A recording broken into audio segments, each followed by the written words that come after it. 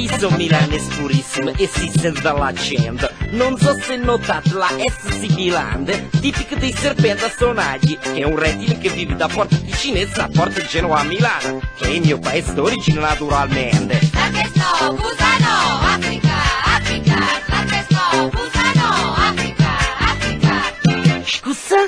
C'è? Prec sente bella, mi su milanese.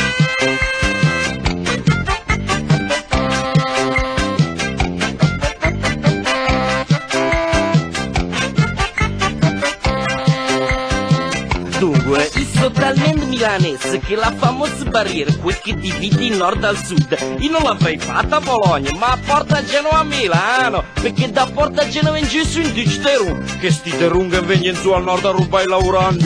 L'Africa, Busano, Africa, Africa, l'Africa, Busano, Africa, Africa. Scusa? C'è? Prec sente bella, mi su milanese.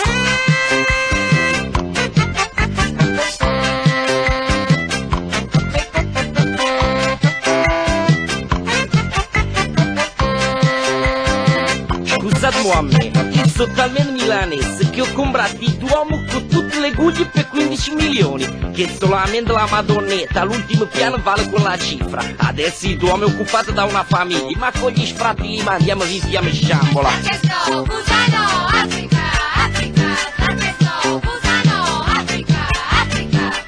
Scusa? C'è? Prec sente bella, mi su milanese.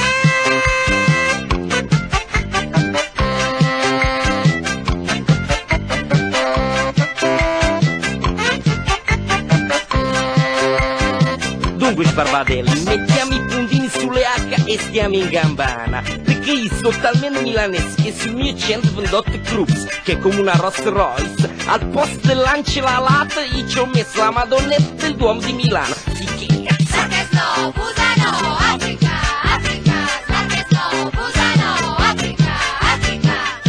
Scusa? C'è? Prec sente bella, mi su milanese.